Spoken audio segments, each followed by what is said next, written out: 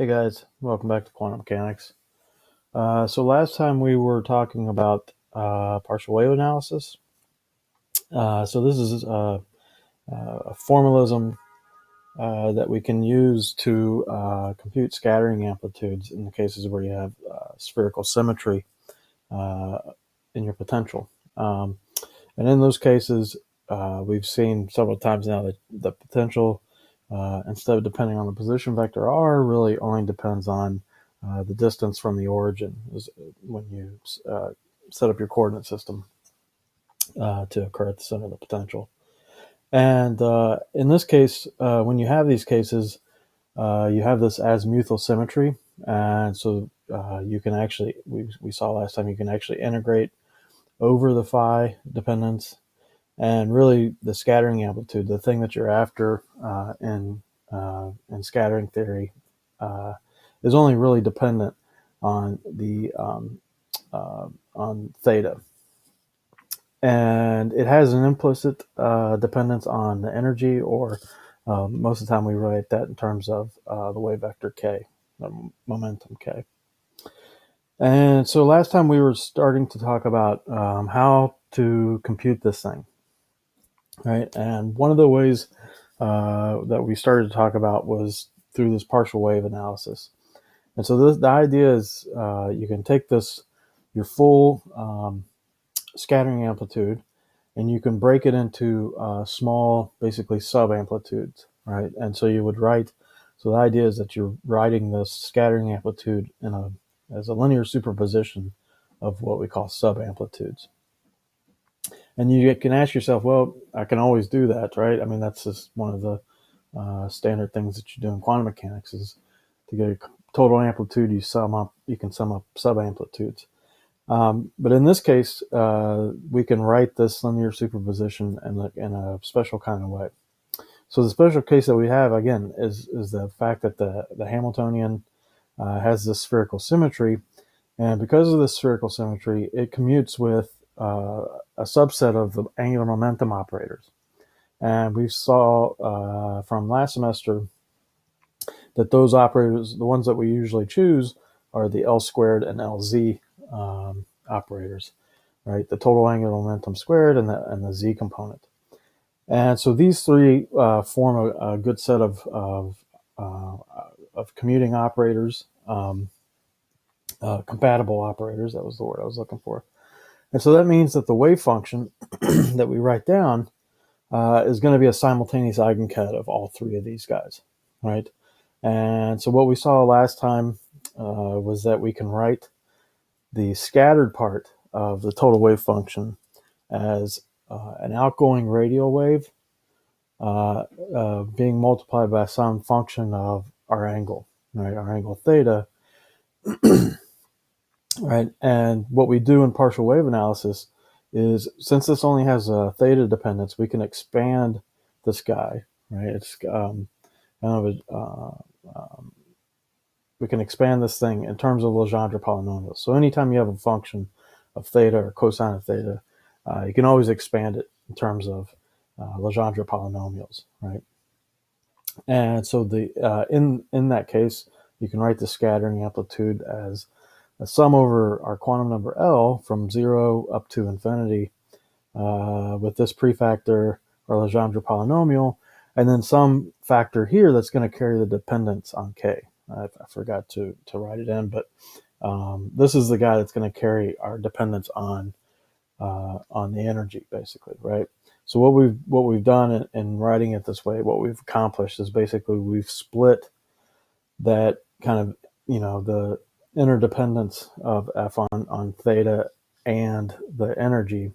We split that dependence into two separate factors, right? One, we know what the form of is, or we know what the Legendre polynomials are, and what we want to do is try to figure out what these sub-amplitudes or the partial wave amplitudes, what those look like.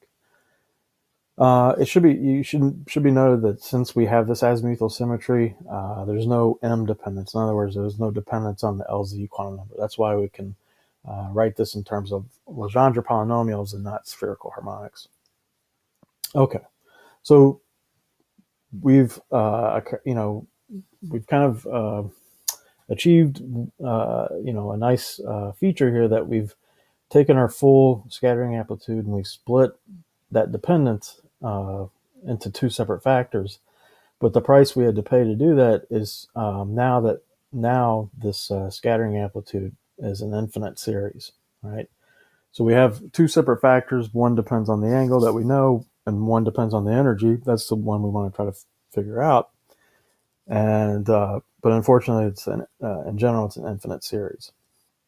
Right. The good thing is, though, however, we saw last time that when you think about the situation, let me get back to the picture here, that we're dealing with, right? We've always said that the target, the range of that potential, is a lot smaller than, say, the cross-sectional area of this beam, right? And if you measure that cross-sectional area in terms of the impact parameter, right, what you find is that the particles that are in the outer cylinder here, so in the cylinder radius rho with some thickness d rho, those guys don't partake in the scattering, right? They just go right past the potential because they're much further out than the range of the potential, right? And so kind of an equivalent way of saying that, and using just basically dimensional analysis, you can say, oh, okay, if there's a maximum rho, right, and I think about orbital angular momentum, I've got a particle moving this way, it's out at a radius in this direction, so there's some orbital angular momentum, right? And because we have a maximum maximum impact parameter where that actually, for those particles that actually scatter, uh, we can infer that because there's some maximum rho, there must be some maximum quantum number L, right? And so that gives us some hope that even though we have this infinite series, maybe, if the range, if we deal with potentials that have very small range, then maybe there's only a few values of L that are going to contribute, right? Um, and so we'll hopefully only have to deal with maybe two or three terms in that infinite series, and the rest are negligible, right? Because there won't be any scattering from those terms. Okay, so what we want to do is try to get a good feel of what's the physical significance of, or what are these partial wave amplitudes physically, right? And to see that, what we did was we went back to our full wave function in terms of the incoming beam plus the scattered part. And remember, the incoming part we always write as a plane wave. We approximate as a plane wave. And the scattered part in this large R limit, we can always write as an outgoing spherical wave being multiplied by our amplitude, or scattering amplitude, right? And what we had started to do last time was to um, try to finagle with this thing a little bit, do some algebra, and see if we can get it in a more suggestive form where we can see what role these partial waves are playing, right? So the way we did that was we wanted to rewrite this thing in terms of spherical waves, right? And the reason I want to do that is because I want to combine these two terms, okay? So we started by, I started by just stating that you can always write a plane wave in terms of spherical Bessel functions and our Legendre polynomials in this way, right? And so what we can do is I can always rewrite this factor of I to the L as e to the I pi over 2L. You convince yourself that that is true. You can do it by rewriting this in terms of cosines and sines, and you'll see that sure enough, this is what that factor of I to the L. And we're always dealing in this large R limit. So this spherical Bessel function we can replace. First, we know in the large R limit that it goes like a sine kr over kr, but then we can rewrite that sine kr term with this phase shift in terms of the exponentials, right, using our Euler identities, right? And so now you see why I rewrote that factor of I to the L like this, because now when I multiply this through into this term, these factors, this factor here is going to cancel this factor, and then this guy is going to combine with this term. Okay, so what we're going to have is basically an outgoing and incoming wave, and they're going to differ by an overall shift, phase shift.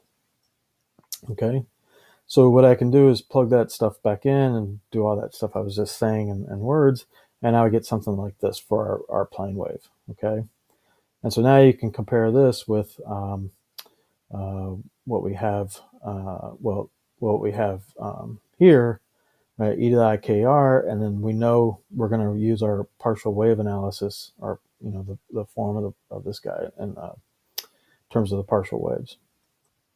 Let's go back here.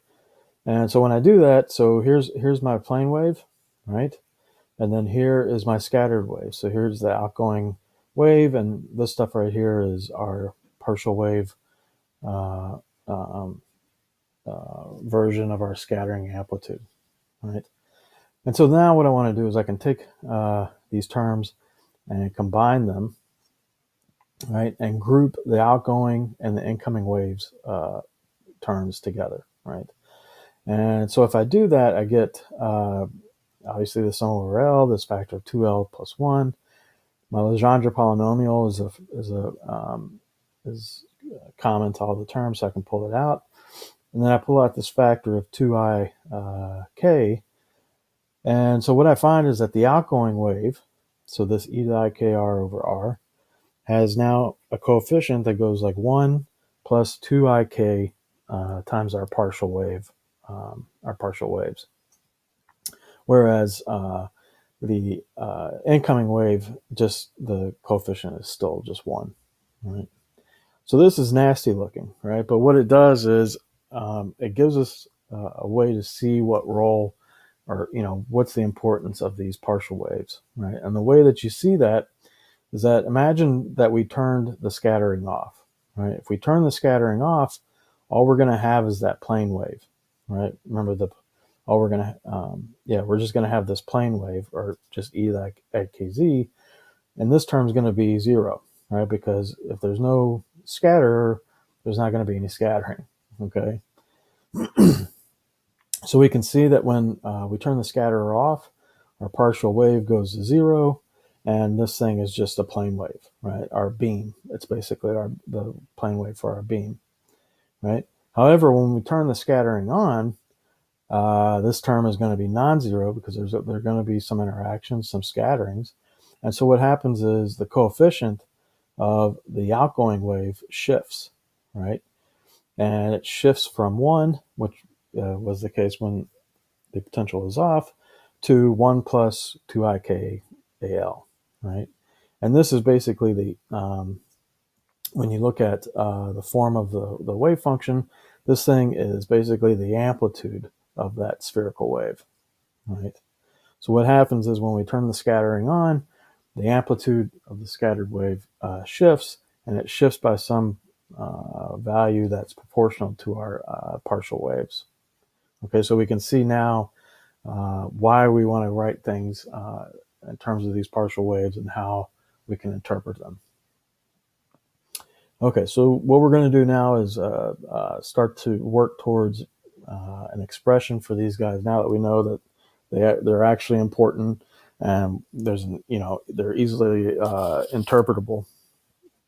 Okay, so what we've done so far is we've rewritten the scattering amplitude in terms of these partial waves, right? And so this is one of those cases where we're going to peel back the layers of the onion, right? So we've peeled back one layer, and we've seen that the scattering amplitude depends on this guy. And what I'm going to show you now is that this guy we can peel back another layer of the onion and get to an even more fundamental quantity that we want to consider in these scattering experiments. Okay, so let me get back to where we were. Okay. All right, so what we're going to do is try to get a better feeling for this partial wave stuff, all right? And so the way we're going to do this is we're going to basically use conservation of probability, right? And so I'm sure you remember from your early days of quantum mechanics, the continuity equation, right? The time-independent continuity equation, which says that the divergence of our current density, right? When we take the time derivative term over to the other side, it has to be equal to 0, right? And you probably remember from calculus and first semester of undergrad quantum or undergrad physics that you can always write this divergence in terms of, or you can use Gauss's theorem, I guess, to re-express it in terms of a surface integral, right? So the surface integral of your current density divided into some element of the surface area, right? And remember, this guy is pointing in a direction that's uh, what's the word I'm looking for? That's orthogonal to the surface. Okay, and so what this is telling us is that whatever the flux is, if there's incoming flux, if there's outgoing flux, it has to be they have to cancel each other off, right? So and usually that's stated in terms of a conservation law or conservation principle for probability in quantum mechanics. Okay, so that's all old news. But what does this mean for us?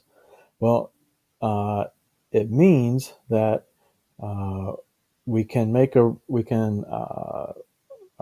down a relationship between the amplitude or coefficient of the outgoing wave and the amplitude of the incoming wave, right? And it turns out that because of conservation of angular momentum, uh, we can do this for each partial wave separately. Okay, that's an important point, right? Because what it means is that, um, like I was just saying, that in terms of our incoming and outgoing waves, the coefficient of the outgoing wave, right, has to be the same as the coefficient of the incoming wave, right? And that is true up to a phase factor, right? It's true up to a phase factor because remember we're always considering probabilities, and probabilities are these coefficients modulus squared. Okay, so up to a phase factor, uh, the outgoing wave, the amplitude or the coefficient has to be the same as the amplitude or coefficient of the incoming wave. Okay, so what we're going to do is we're going to make some changes in notation or some simplifications in notation, I guess. And we're going to define this S, this capital S sub L, and that's going to depend on K. It's going to be basically our coefficient of that outgoing wave, right? So this is the one from the plane wave, and here's the piece from the scattering, okay? And so what we do is we go back to our expression for the full wave, if I can get there, right? And so what we're saying is that this guy, this coefficient, the modulus of it has to be equal to the modulus of this guy, or which is just 1, right? And so that thing we just renamed S. So let me get back to here, okay? And so what we're saying is that because of this conservation of probability, the modulus of this object, this big S, has to be equal to 1, right? And so, and what this is telling us when we write it this way is that, at most, the scattering can only affect the phase of the outgoing wave. Okay. Okay. All right. So what it's telling us is that basically this thing we can write it in terms of some phase factor, right? And usually you write these phases in terms of exponentials, right? And so that's what we're going to do. We're going to rewrite S of L in terms of an exponential I delta L, where here delta L is a real number. So that this thing is purely or is complex, right? And it turns out that it's a lot more convenient to actually put in a factor of 2 here by hand. And you're free to do that because all we're saying is that this thing, the modulus of this thing, has to be equal to 1, right? And that's true whether or not the coefficient here is 1, or if it's 2, or if it's 42. It doesn't matter, right? So for convenience, we're going to put in a factor of 2. Okay.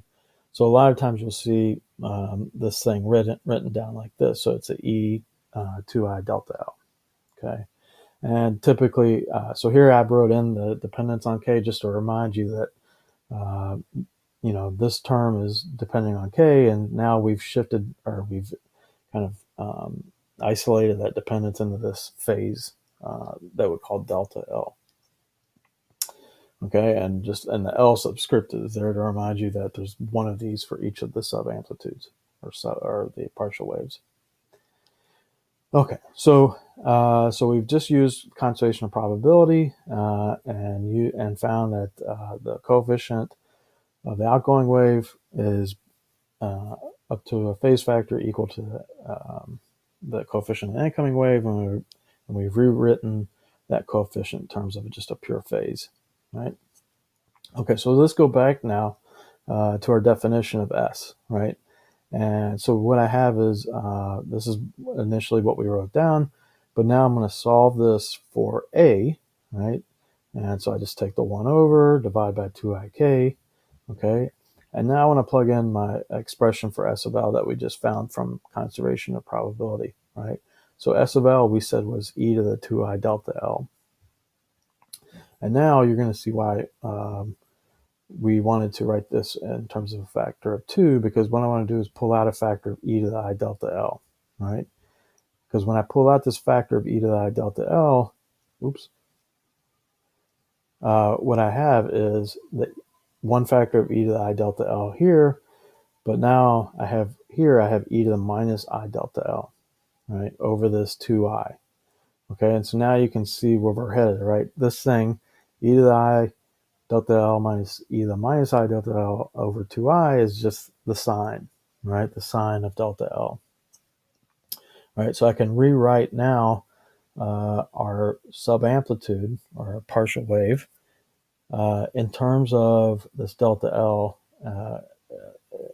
inside of a sine function times some exponential e to the I delta L. Okay? All right, so again, we're peeling back the layers of the onion. We rewrote F, our scattering amplitude, in terms of these partial waves. And now we've rewritten these partial waves in terms of a phase shift, delta L, right? Because we've seen that the effect of scattering does nothing but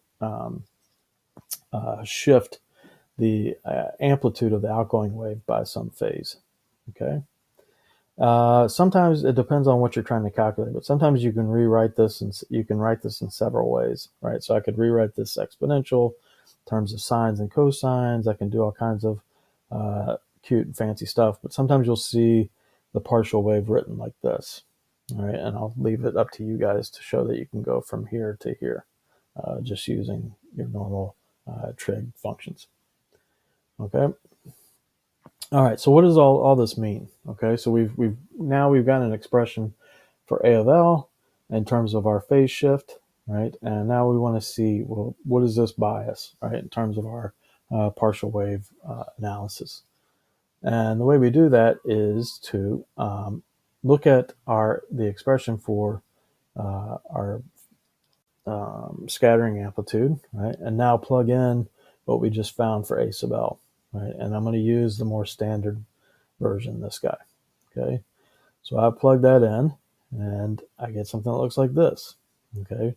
So now we've gone from something that's unknown, A sub L, and now we're dealing with this delta L that we still need to find and figure out what it means, right? We have an idea that it's just a phase shift, but we want to know, we want to try to find an explicit formula for this thing, right? And we'll do that next time. But for the time being, let's see what we can do with the scattering amplitude in this form, right? So we know that if we take this guy and we take modulus squared, that'll give us the differential cross-section, right? And that's a physical quantity, right? It's like the probability of scattering into a detector at some angle with some solid angle coverage.